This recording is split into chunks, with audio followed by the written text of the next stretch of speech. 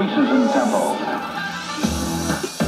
By now, it should be clear, coming from those in the know, yeah, it's definitely fun. It's a good time. that then and now, the Jersey Shore has always been a great place to hang out for some fun, sun, and relaxation. And it's a great place if you want to pump it up. I love Jersey. Like, someone would come up to me at a bar and be like, New York's awesome. And I'd be like, that's true, but New Jersey's even better.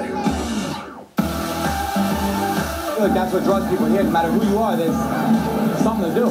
But obviously, the Shore didn't just start rocking when fist pumping got popular. Most everyone knows about the massive shadow cast over music history by Bruce Springsteen and his E Street Band.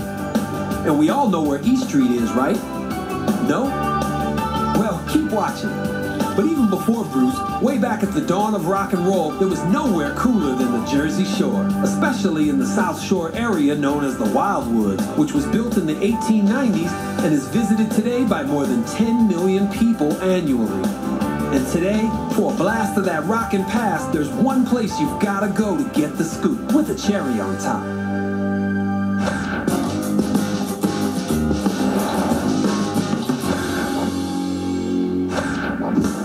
Hello everybody, welcome to Cool Scoops Ice Cream Parlor in North Wildwood. My mom's been coming here since she was younger. My grandparents have been coming here since they were younger. It's a long family history of people coming to Wildwood. It's the coolest place at the Jersey Shore, and people come to enjoy Cool Scoops and, of course, the musical history of the Wildwoods.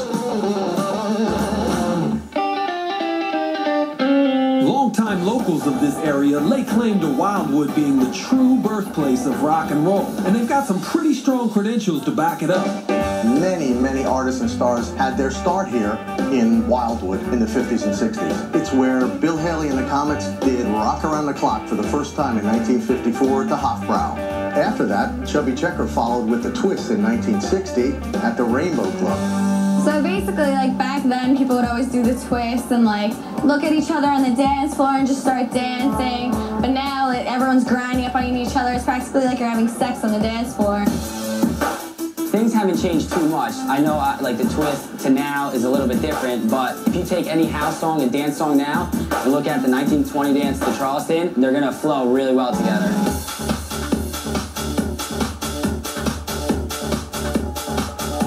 So it hasn't really changed that much, but definitely between the twist and the grinding, there's a lot more of the grinding, yeah.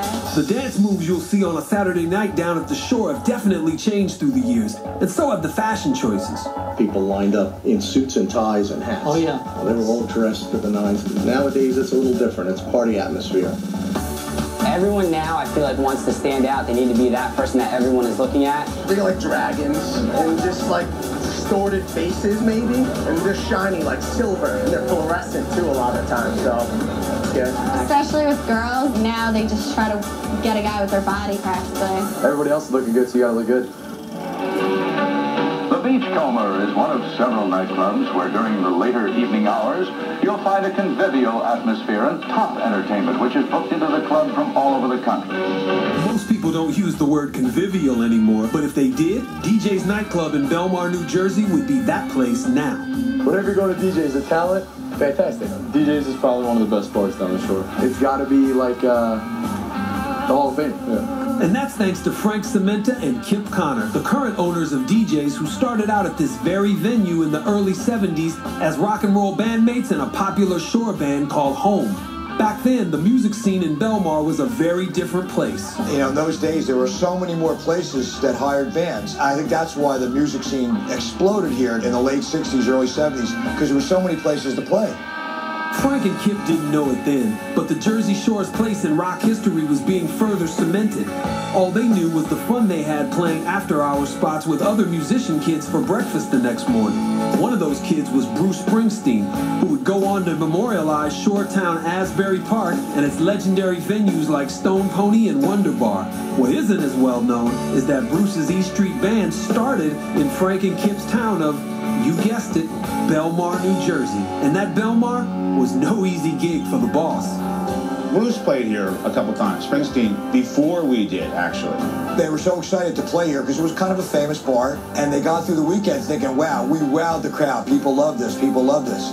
And on Sunday night, it came time to get paid. And as Terry was paying him, he said, I got bad news for you. The owner doesn't want you back because you didn't sell enough beer. We moved a lot of beer, so we were good at that. So we figured it out, yeah. Look, don't cry for poor Bruce. He did okay for himself. And rock, for bands young and old, lives on to this day at the Shore. In fact, Holmes still plays every Monday. But back in the late 70s, Frank and Kip started taking trips after weekend gigs to New York's disco hotspots like Studio 54. There, they caught a glimpse of the future of nightlife and the wheels started turning. Maybe this dance thing could be big down the Shore at DJ's.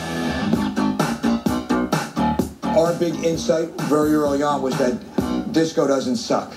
Now, we realized that the kids that were digging our music would then go into the disco room, as they were called in those days, and have a good time dancing to that music. Perhaps you like rock and roll.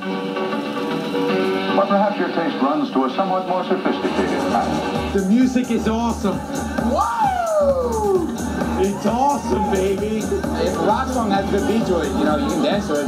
If house music just has that beat to it, you know, if you have music like this, you have DJs like this is the place to be at. This is the Jersey Shore on a Saturday night. Now, the well-known nightlife scene doesn't define this popular region, but you certainly can't leave it out of the conversation either.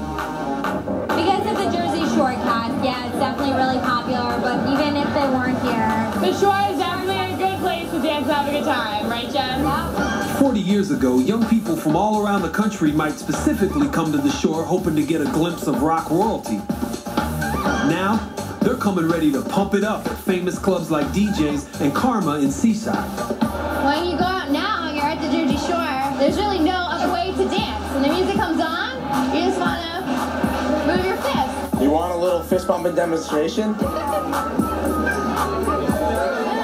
And then you get like leg in it. Yeah, the fist pump, kids started doing that here. And I think if you've seen rock concerts, people are fist pumping. You just want to fist pump. Because it's the new age music. Makes you want to have fun. I mean, everybody comes here for that culture, for that attitude that you expect when you come down here. When we come back. This is the first time we've done anything like this, and Ray suggested it last night at 11:30.